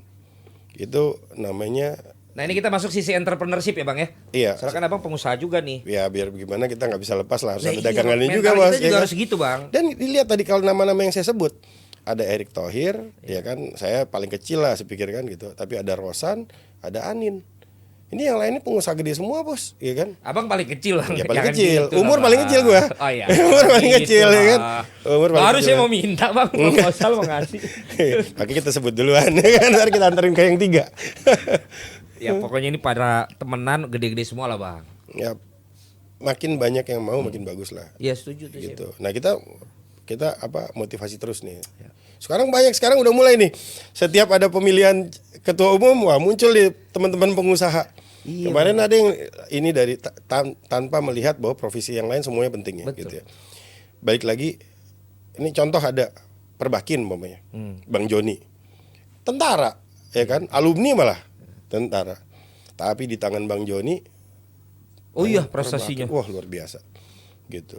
Luar biasa prestasinya. Di Asian Games dapat emas, di Olimpiade selalu qualified loh, bukan red card ya, bukan Bukan wildcard. bukan wild card ya gitu ya. Nah, balik lagi kalau orangnya betul-betul mau gitu, apalagi kalau dia pengusaha gitu kan, itu pasti keleluasaan itu pasti lebih banyak gitu. Kan bedanya pengusaha, nah ini ngomongnya sebagai mantan ketua umum HIPMI Oh nih, iya ya bang. kan? Sekarang abang apa bang? Di HIPMI. Di HIPMI udah nggak ada, udah paripurna, udah kelar. Oh, tapi Jadi kan berarti kan penasehat. di Kadin ya. Oh, Kalau di Kadin di sekarang. Kadin ya, di Kadin. Di Kadin saya sama Anin. Iya, iya. Ya, di kan Dewan Pertimbangan. Kalau di HIPMI kan masa periodenya 3 tahun 3 tahun. Jadi terakhir ketua Dewan Penasehat udah selesai gitu. Nah, balik lagi kalau Di pengusaha. kalau pengusaha itu kan dia kelebihannya itu punya keleluasaan. Ya. Keleluasaan mengatur waktu, keleluasaan mengatur networking, keleluasaan mengatur uang. Keleluasaan nih, itu yang berbeda dengan profesi lain. Betul bang. Kalau profesi lain, ya kan umpama kayak karyawan tetap gitu, Iya. itu 8 to 5 apa ya? Ada jam kerja. Ada jam kerja nggak bisa. Kalau pengusaha enggak gitu. Masih punya jam bos, kerja harus bisa di izin. style ya kan gitu. Betul bang. Dari sisi jadi mandiri finansial, mandiri waktu gitu kan, sama mandiri network juga nggak terbatas, which is bisa ketemu siapa aja gitu. Saya sebagai pengusaha pintunya kebuka semua gitu. Benar-benar. Gitu. Dan maksud saya juga bang, saya bukannya merendahkan tadi juga. Misalnya jaminan itu kan bagus banget ya untuk atlet menjadi ASN. Iya betul. Tapi bagus. juga maksud saya harus punya mental tadi bang. Iya. Menjadi apa namanya entrepreneur itu kan juga. ASN aja bisa jadi entrepreneurship. Jadi Iya. entrepreneurship itu sebetulnya bukan entrepreneurship itu bukan profesi, tapi sifat. Iya dia bisa sendiri ya. Itu sifat. Soalnya. Betul, Gitu. betul. Kalau profesi itu pengusaha. Ya. Tapi entrepreneurship itu sifat. Ada juga pengusaha yang nggak punya jiwa entrepreneurship loh. Ada ya. Ada juga, biasanya gagal. Iya. biasanya nggak nyampe. Grace ujungnya. emang banyak bang. Di sekarang itu sepatu udah ada di Pondok Indah ya kan. Terus juga lakinya kan itu berlian. Saya nggak sengaja ini beli cincin nikah saya pas lah. Ini suaminya si Grace. Oh gitu. Si Felix iya bang. Terus sekarang juga ada ini. Kalau booking lapangan olahraga, dia Iya. punya apps online. Oh. Jadi kita kalau punya saran olahraga bisa daftar di dia. Daftar ke dia, Jadi dia kita daftarin. udah nggak lagi ngubungin ke lapangannya, Nah, tapi ini si gue baru apps tahu itu. malah nih. Iya, apps-nya tuh Grace juga. Pokoknya mantep dah. Yang invest juga kemarin orang gede juga itu. Nah, ini sebetulnya kalau kita lihat ya, kan kalau olahraga itu sebagai etalase, ini gue bingung tangan taruh sini Abang taruh ya, sini tadi kan? saya evaluasi juga nih bang. Enggak urusan apa-apa. Enggak, gue harus latihan aja gitu kan gitu. Jadi gini bro. Jadi kalau sebagai etalase itu Asik banget nih bos lu nih. Maaf bang. agak bocor-bocor juga ya. Iya. Bang. Yang begini makin diperluin bang. Naib kelihatan gak sih Naib? Jangan kaku Biar banget. orang tahu Naib bentuknya kayak apa gitu. Jangan kan? bang, jangan. Kenapa? Nanti saya ceritain dah bang. Jangan. Iya. Ntar gue kasih lihat Dia ya. nggak boleh kelihatan bang. Naib harus kelihatan, dia biar gimana, dia ini maskotnya NOC loh. Maskot bro, maskot Iya, loh, Bang. lihat. Nggak, kalau sampai ketahuan orang-orang di daerah itu ntar nggak usah bang. Ya, orang- Saya kenal dia udah lama soalnya. Oh iya. Ya? Iya bang. Maaf bang, lanjut bang. Jadi kalau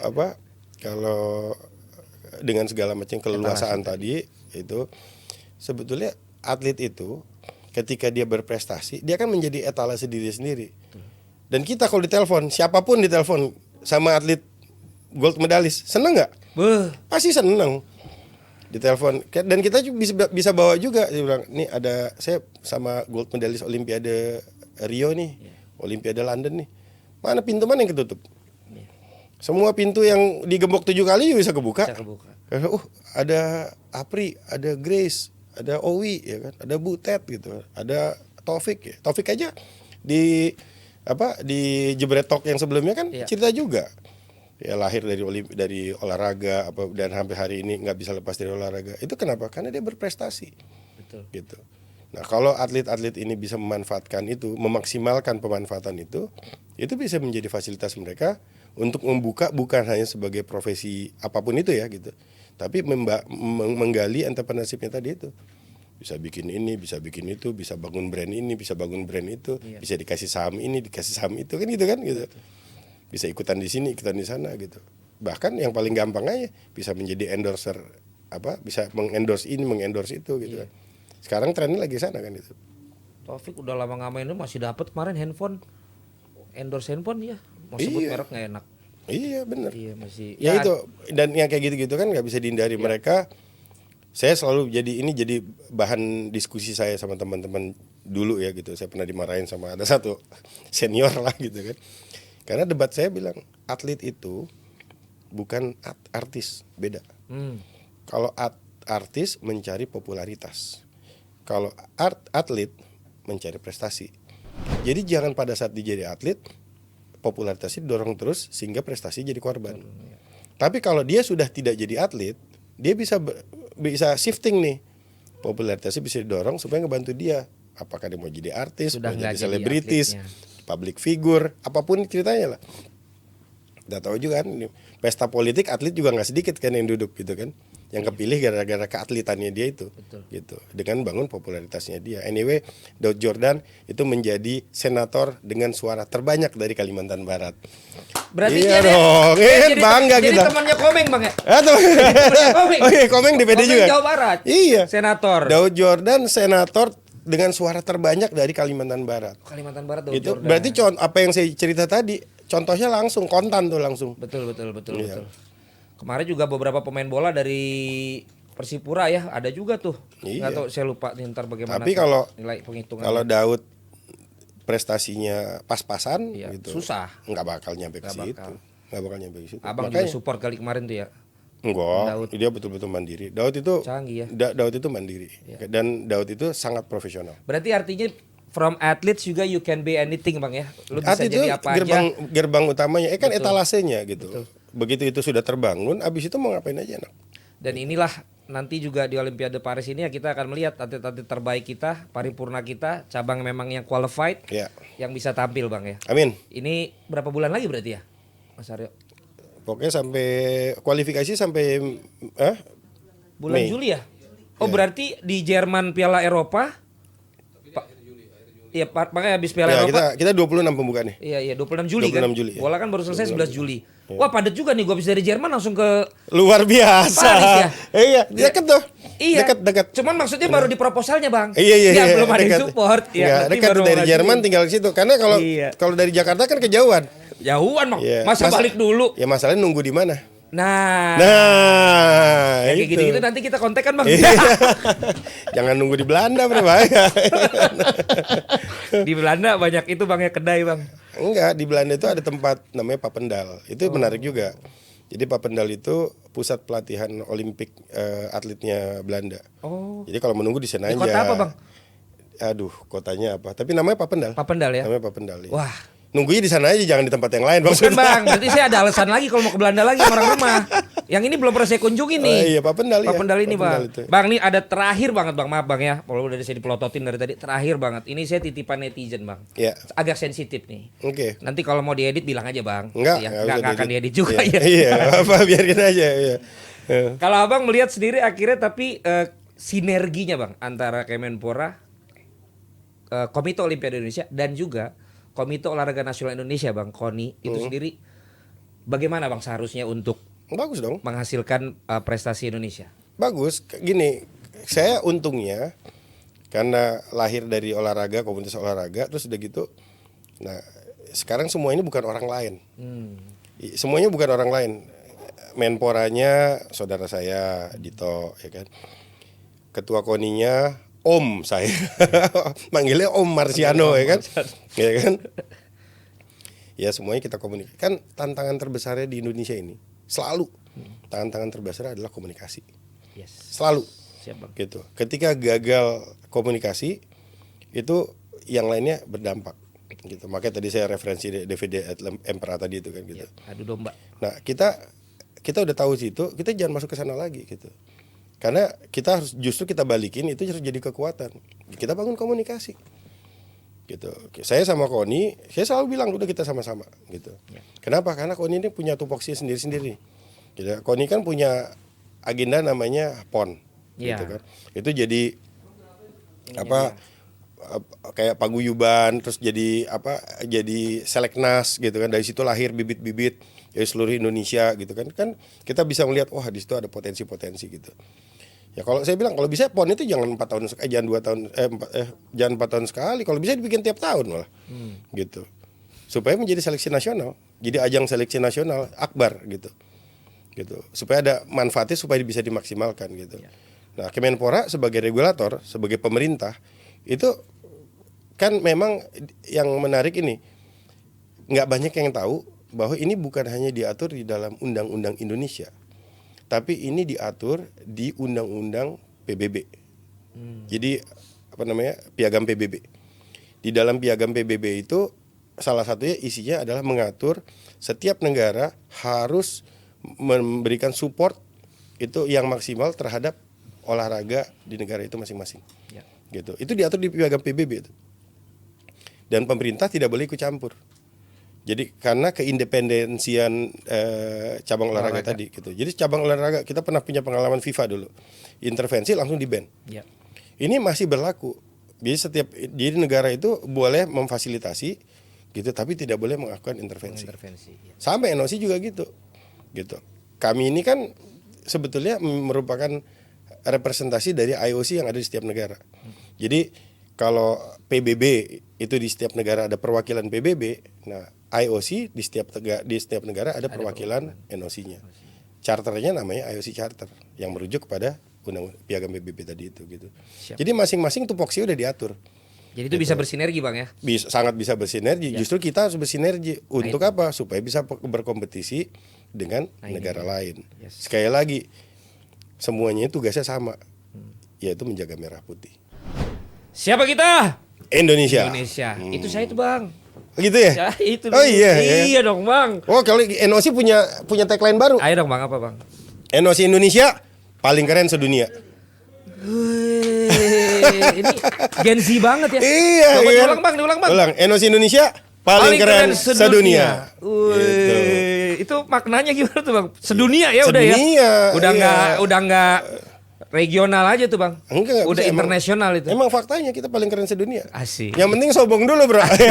Kok kayaknya kita rada nyambung nih Bang. Cuman kalau Abang sombong wajar Bang. Iya. Saya sombong, aduh, nggak pantas Bang sombong. Kita modal pede doang ya kan. Daripada minder, ya kan mendingan pede ya kan. Bang ini mau persiapan Bang. Ini kira-kira juga mungkin ada yang mau disampaikan ke penonton kita yang juga pada doyan olahraga kan, pada doyan untuk mendukung Indonesia gitu apapun cabang olahraganya, mungkin ada yang mau di. Saya terus terang ini jadi pengalaman yang menarik karena podcastnya sangat dinamis. Saya terima kasih sama Bro Valen Jebret gitu. Sebetulnya manggilnya Bro Valen atau Bro Jebret sih sebetulnya? Saya sebenarnya lebih ke ini Bang, Simanjuntak Bang. Kayak ketua judo dong. Valen aja Bang. Oh iya. Jadi manfaat diskusinya banyak. Terus saya mudah-mudahan Jebret Talks ini jangan berhenti gitu. Karena ini pasti akan mewarnai proses pembinaan prestasi olahraga di Indonesia. Sekali lagi, yang ngerasa bisa banyak, yang bisa banyak gitu. Tapi yang mau sangat terbatas. Nah, jangan sampai yang mau ini hanya yang ngerasa bisa.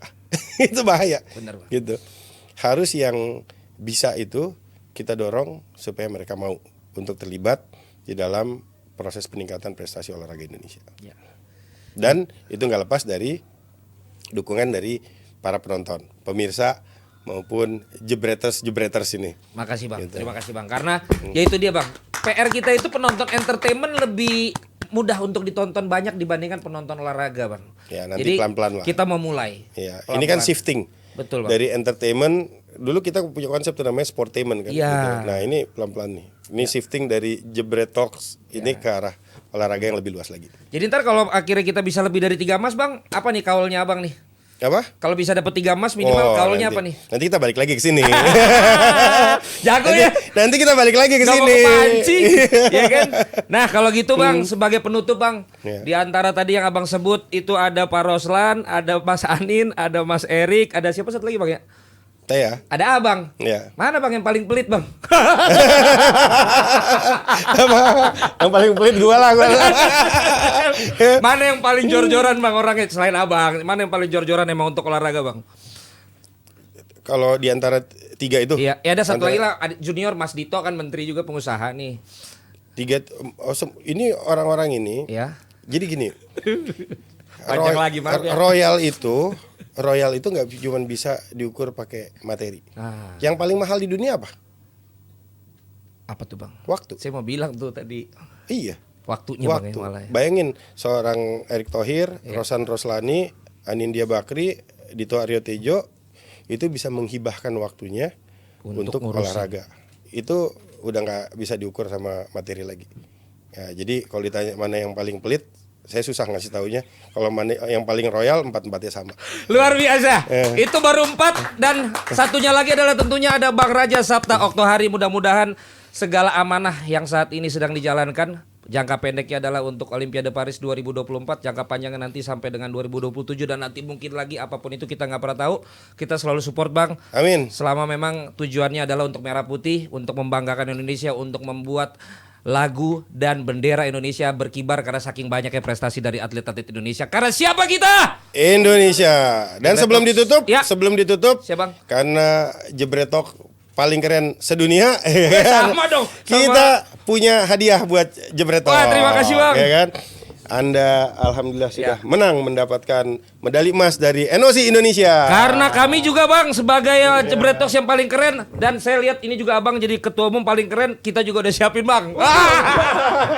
Waduh, ada. Nah, bener kan tali Bang? Ya kan iya. Maaf Bang ya, saya buang dulu. Aduh. Ini Bang. Izin. Agak mudah dikit. Iya Bang. Mohon maaf Bang, baru dibuat Bang. Izin. Nah. Makasih Bang ya. Ini Medali emas loh ini. makanya Bang, ini saya sebuah penghormatan banget ini. Halaman kita. Makasih Bang. Inilah. Oh iya. Apa Bang tadi slogannya Bang? NOC Indonesia Paling keren sedunia. Hai pemirsa, inilah dia waktunya.